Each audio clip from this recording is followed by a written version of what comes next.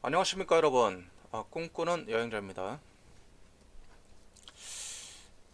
자, 오늘 여러분들과 함께 살펴볼 분은요, 스웨덴보리의 위대한 선물이라는 책인데요. 이 스웨덴보리라고 하는 사람은 우리 책 이름은 스웨덴보리의 위대한 선물이고요. 지은이는 스웨덴보리가 되겠습니다. 출판사는 다산북스가 되겠고요. 영문 이름은 임마누엘 스웨덴보리 뭐 이런 식으로 되어 있습니다. 그리고 이제 이 스웨덴볼이 이 사람에 대해서 이제 연구하는 홈페이지가 있고요. 그 홈페이지가 아래와 같이 이렇게 되어 있습니다. 그래서 이 홈페이지에 가시면 이제 영어 원문으로 무료로 다운로드 받을 수 있도록 전자책이나 이런 것이 있고요. 이제 저는 한국어 이제 판으로 해가지고 스웨덴보리의 위대한 선물이라는 제목의 책을 읽고 이것을 접하게 됐습니다. 출판사는 다산북스고 그리고 이제 그 스웨덴보리라고 하는 분이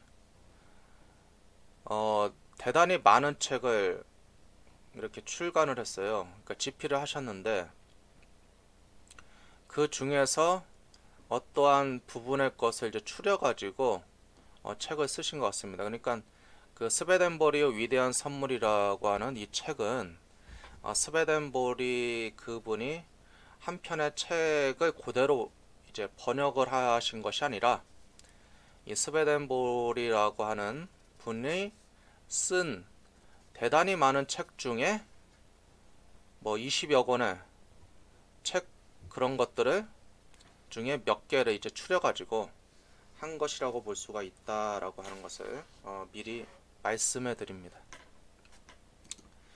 자, 이 스웨덴보리라고 하는 분은 이제 특이한 점이 어느 나라 사람이냐 임마루엘 스웨덴보리 뭐 이렇게 한국어로는 되는데요. 어느 나라 사람이냐면은 스웨덴 사람이에요.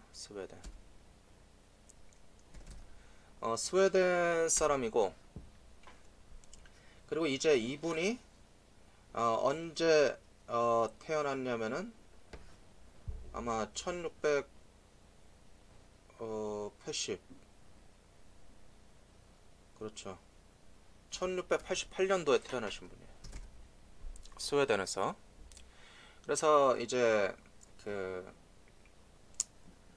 이때 스웨덴의 이제 원래의 국교는 루터교였다고 합니다. 루터교는 이제 기독교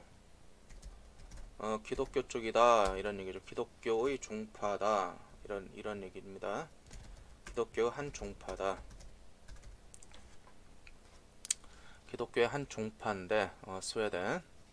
근데 이분이 이제 1688년도에 태어나셨고 그리고 이제 이분의 아버지께서는 이제 그 교회의 최고주의의 그 목사 정도 되신 분이다. 그러니까 아주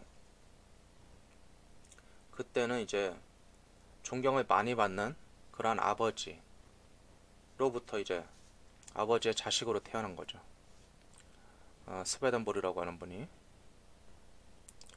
그렇기 때문에 이제 그 아버지께서 이제 성직자셨기 때문에 이 사람도 그쪽으로 가는 것을 원했겠죠. 뭐 예전에는 더 그랬겠죠. 하지만 이분은 이제 22살 때 이제 과학자가 되기로 결심을 합니다. 그래서 이제 과학을 좋아했고 22살부터 과학자였다 이런 얘기예요. 이때 아주 잘 나가는 과학자였기 때문에 뉴턴이라고 하는 그 뉴턴 과학자시죠. 만윌리엄의 법칙을 이렇게 만든 그 뉴턴의 반열에까지 올랐다 이런 얘기죠. 그러니까 이제 스웨덴에서는 상당히 유명한 과학자였다 이렇게 보시면 되겠습니다. 그래서 아주 잘 나가는 과학자였는데 이 사람이 이제 1745년에 이제 57세의 나이로 이제 런던에 있었어요. 런던에서 있었는데 이제 영국이죠. 영국을 런던에 있었는데 이제 이때 어떠한 체험을 합니다. 그래서 체험을 해서 그 이후로 27년 동안 27년인가? 27년이죠. 그래서 27년 동안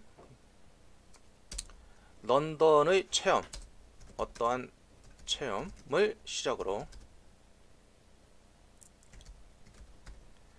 27년 동안 한마디로 요새 유행하는 유체 이탈을 해가지고 천국과 지옥을 다 보고 책을 저술을 한다. 이런 얘기가 되겠습니다. 그래서 이제 제가 스웨덴버리라고 하는 사람을 택한 것은 종교적인 이유 때문이 아니라 근세에도 그러니까 1688년인데 이제 1745년 정도, 그러니까 지금으로부터 약 한 250년 정도 전에도 이러한 사람들이 있었구나라고 하는 것, 그리고 그게 역사적인 인물이다 라고 하는 것을 한번 소개해 드려볼까 해서 이분을 소개해 드린 겁니다.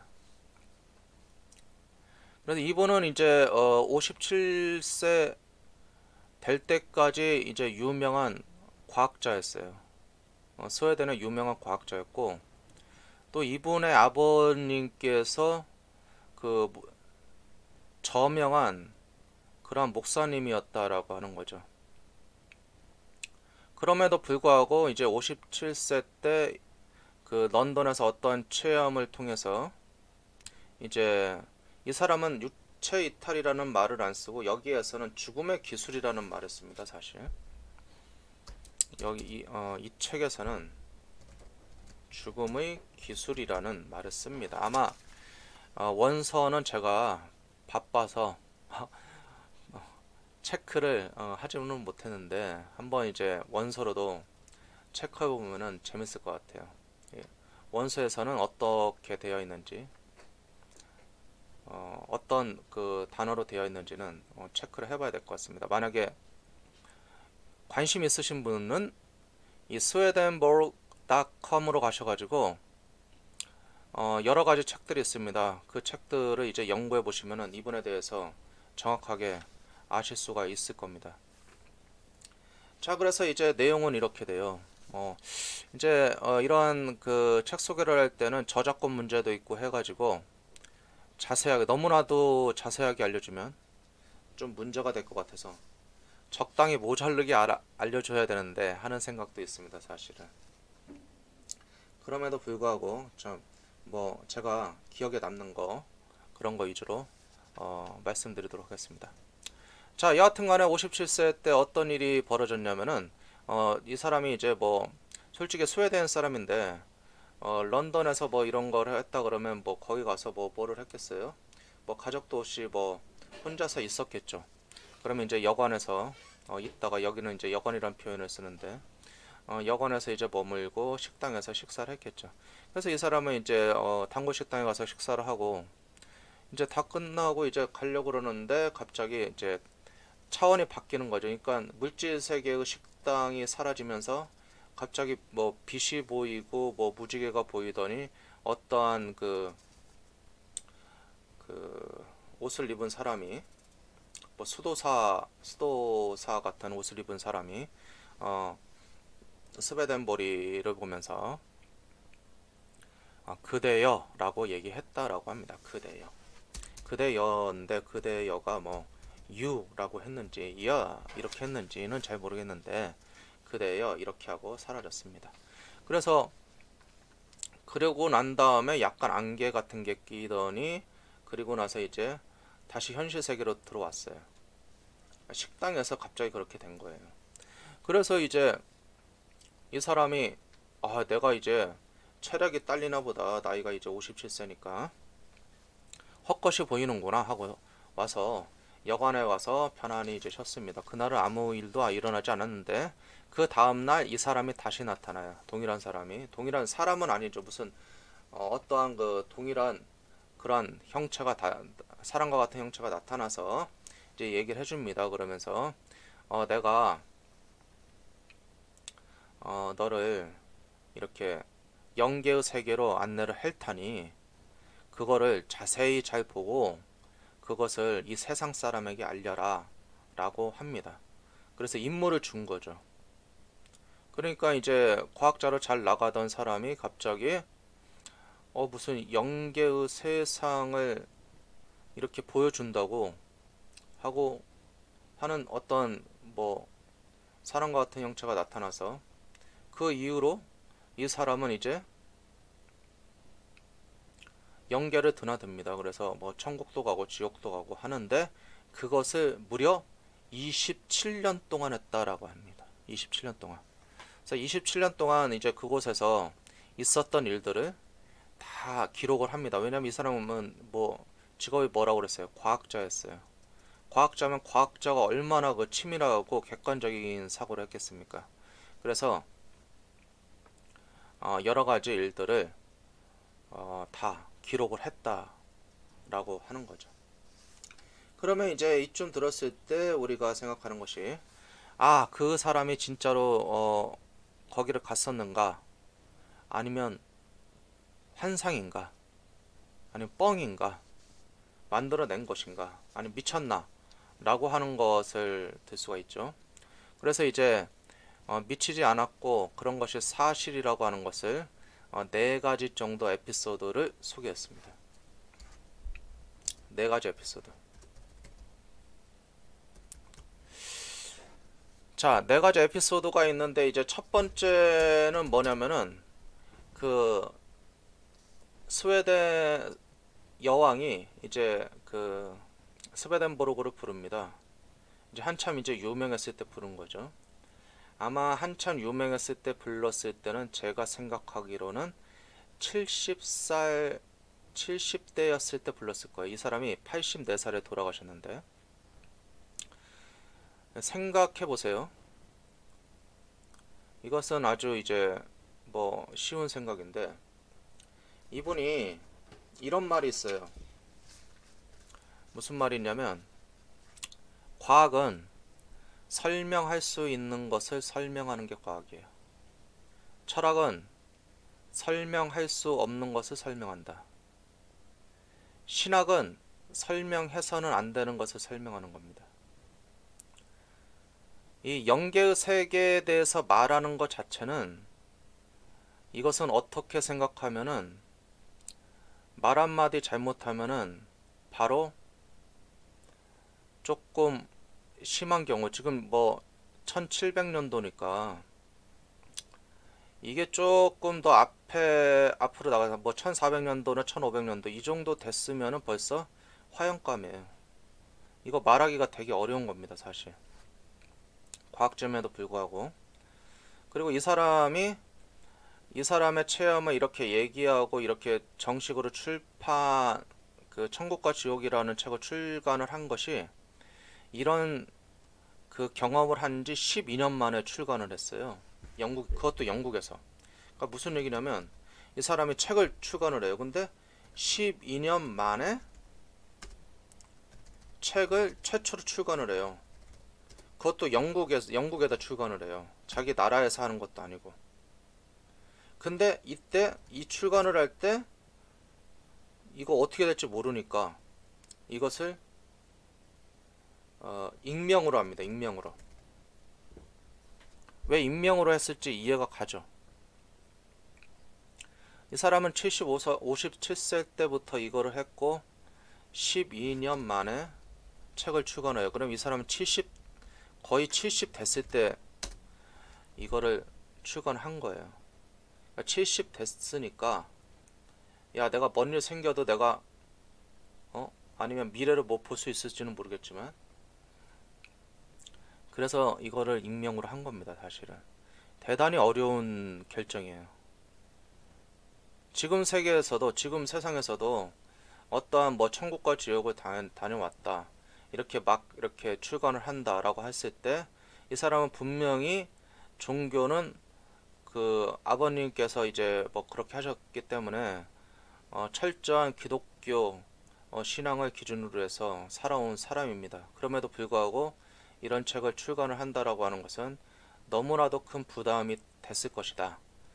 하지만 그럼에도 불구하고 출간을 했다라는 거예요. 그래서 이 책을 읽을 때는 여러 가지 복합적인 시대적 배경이나 그런 것들을 한번 고려해 보는 것도 한 가지 그 책을 읽는 그러한 접근 방법 중에 하나이다라고 생각을 합니다. 그래서 저도 이제 천국과 지옥이라는 책을 원서로 조금 이제 봤더니 거의 뭐, 야, 이게 성서를 읽는 것인지 아니면은 이 사람의 글을 읽는 것인지 잘 모를 정도로, 그것은 이제 어떤 거냐면은 어떠한 그 기독교 관련된 분들이 책을 쓰는 방식이 그래요. 뭐냐면 제가 이분 말고도 이제 그 지중해 성자라고 하는 다스칼로스가 쓴 그분이 있습니다. 지중해 성자라고 해서 뭐 그분도 되게 뭐 이렇게 유체 이탈해서 하는 분인데, 그분도 책 앞부분에는 거의 성서처럼 1장, 2장, 3장은 그런 식으로 되어 있어요. 그리고 이제 또 두 번째 또 어떤 분이 있냐면은 어 그 에드가 케이시라고 하는 분이 있습니다. 잠자는 뭐 그 예언자라고 하는 에드가 케이시, 그분의 책도 마찬가지로 엄청나게 그 성서의 부분이 많이 들어가 있습니다. 그것은 뭐냐면은 되게 조심스럽다는 것이고, 이분들은 또 기본적으로 교가 기독교이기 때문에, 그래서 그런 쪽으로 또 함부로 이제 책을 냈을 때 엄청난 그 파급 효과가 있기 때문에 그런 쪽으로 많이 쓰셨다라고 하는 거죠. 그래서 그런 시대적 배경을 인식하셔야 될 것 같고, 또 이분이 그 런던에서 이제 돌아가시고 런던에서 묻혔어요. 그리고 100년 만에 스웨덴으로 다시 그 이제 뭐 요거를 가져와서 이제 대성당에 안치가 됐거든요. 그것만 보더라도 그때 이제 어떠한 생각을 하고 있었나를 알 수가 있는 거죠. 그러니까 뭐냐면은, 야, 이 사람이 이런 말을 하고 있는데 이거를 네가 어떻게 받아들여야 될 것이냐. 그거는 힘든 얘기예요. 그거를 이제 받아들이는 것은. 그래서 여러 가지 일들이 벌어진다라고 하는 겁니다. 이, 어, 그런 얘기고요. 자, 여하튼간에 그런 쪽으로 이제 일단은 말씀을 드리고요. 그 다음에 이제 아무래도 이제 그런 식으로 되어 있고, 그러니까 이 사람이 아마 유명해지기 시작한 것은 한 70대 정도부터 유명해지지 않았나, 그런 생각이 듭니다. 네 가지 사례가 있는데요. 첫 번째 사례는 이제 그 스웨덴 여왕이 이 사람을 한번 테스트 해봅니다. 뭐 테스트라고 할 수도 있고, 여왕 앞에서 이제 스웨덴 여왕이 이제 사람들 이제 대신들도 많이 있고, 그런데 그 자리에서 스베덴 보리를 부릅니다. 불러서 어떤 얘기를 하냐면은, 나한테 유서가 한 장 있다. 돌아가신 어떤 장군으로부터의 유서인데 이 유서의 내용을 당신이 한번 알아맞혀 보시오, 이렇게 얘기해 준 거예요. 그래서 이 스베덴 보리한테는 그 사람의 이름만 알려주고 한번 유서의 내용을 알아맞혀 보시오, 이렇게 얘기한 겁니다. 그러니까 스베덴 보리는 이제 모르는 장군이니까, 뭐 장군이 많지 않습니까? 뭐 이 사람 뭐 그 여러 가지 뭐 장군을 다 알 수는 없는 것이고, 그래서 알아맞혀 보시오 해가지고 스웨덴 보리가 바로 그 앞에서 죽음의 기술이라고 합니다. 죽음의 기술을 실시한 거죠. 그러니까 유체 이탈을 한 겁니다. 그 자리에서 바로 유체 이탈을 해가지고 그 장군이 누군지 모르므로 여왕의 영과 접촉을 해서 여왕의 뭐 잠재의식과 접촉을 했는지 뭐 어떻게 접촉했는지 모르지만 그 장군에 대한 인상착의와 특성을 파악한 후에 영계로 가서 그 장군을 만납니다. 만나서 그 당신이 누구 아니시오 이렇게 하니까 예 맞다고 그래요. 그래서 그 유서 뭐라고 썼습니까? 그러니까 제가 한참 생각하더니 제가 쓴 유서는 제가 그 전쟁터에 있었던 그런 무용담과 그리고 제 부하 중에 어떤 사람 부하 중에 어떤 그런 그 사람을 좀 각별히 좀 도와달라고 하는 그런 내용의 편지를 그 여왕께 드린 겁니다. 이렇게. 그래서 이제 내려와서 이제 깨어나서 여왕한테 얘기한 거죠. 그러니까 여왕이 놀라더니 그럼 이 유서를 읽어보시오 했더니 똑같은 거예요, 내용이. 그래서 거기 있는 사람들이 모두 놀라면서 박수를 받으면서 거기를 빠져나왔다. 이런 얘기죠. 여기서 완전히 그래서 이제 인정을 받은 거죠.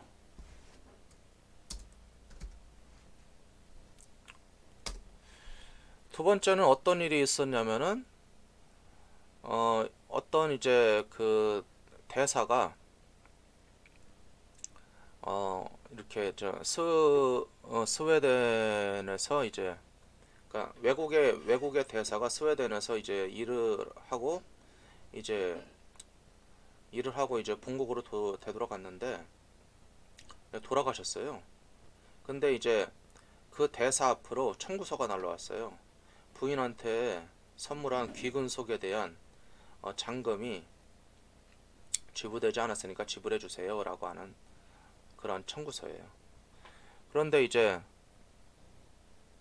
그 대사가 원래는 꼼꼼한 성격이라서 이런 거 저런 거 영수증 처리를 잘하는데 그런 게 없는 거예요, 내용이. 그래서 이제 뭐 귀근속이 되게 비싸니까 또 지불할 수는 없는 거 아니에요?